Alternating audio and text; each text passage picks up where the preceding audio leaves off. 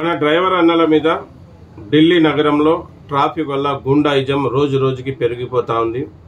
మనం మన దేశ రాజధాని అని చెప్పుకుంటే ఢిల్లీ నగరంలో ఈ ట్రాఫిక్ వల్ల అరాచాలు పెరిగిపోతున్నాయి. అనవసరంగా మా డ్రైవర్లను ఇబ్బంది పెడుతున్నారు.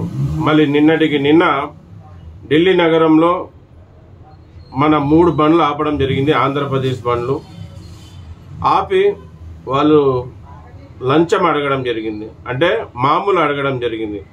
మామూలు అడిగినందుకు సార్ మేము చాలా దూరం నుంచి వచ్చాం, మా దగ్గర ఏం లేవు, ఒక 200 ఉన్నాయి, ఒక 300 ఉన్నాయంటే మేమేం బిచ్చగలమా అని చెప్పి మళ్ళీ ఒక్కొక్క బండి మీద దాదాపుగా వేలు చలానా వేశారు.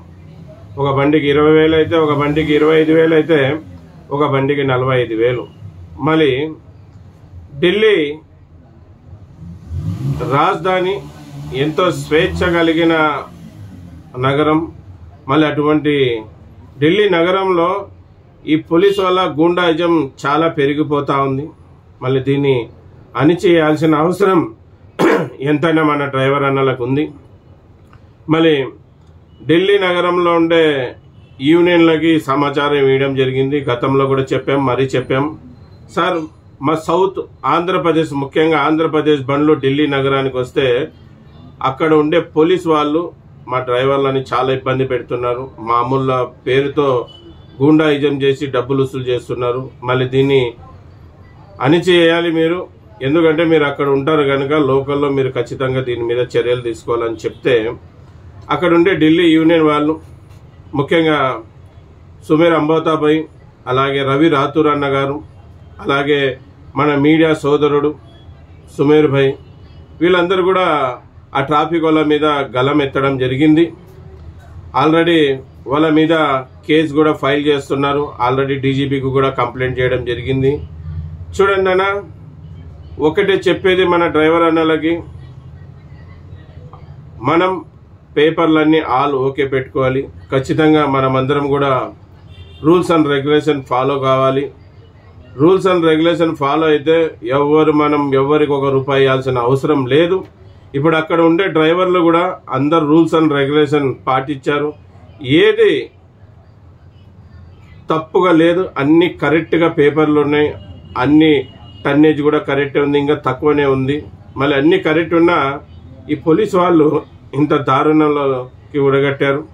మళ్ళీ అక్కడ ఉండే రవి రాథూర్ భాయ్, సుమీర్ అంబోతాభాయ్ మన డ్రైవర్ అన్నలకి సాయం చేస్తున్నారు. వాళ్ళ వైపు నిలబడి ఆ పోలీసు వాళ్ళ మీద పోరాడుతున్నారు.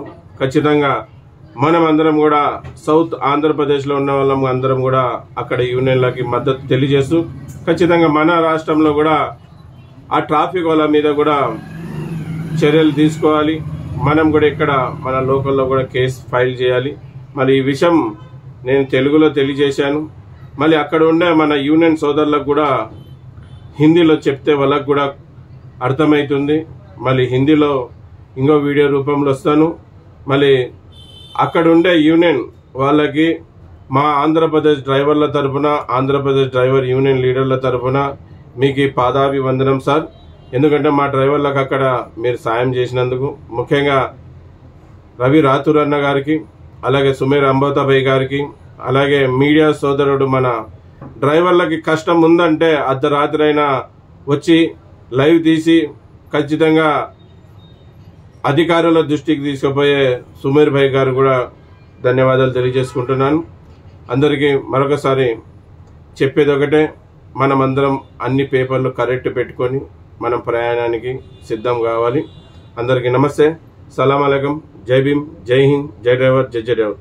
నా పేరు ఎస్ అన్వర్ బాషా. నేను ఆంధ్రప్రదేశ్లో ఉంటాను. నేను ఒక డ్రైవర్ని, సేఫ్టీ డ్రైవర్స్ అసోసియేషన్ ఫౌండర్, అలాగే ప్రెసిడెంట్ అన్న. ఇది విషయం.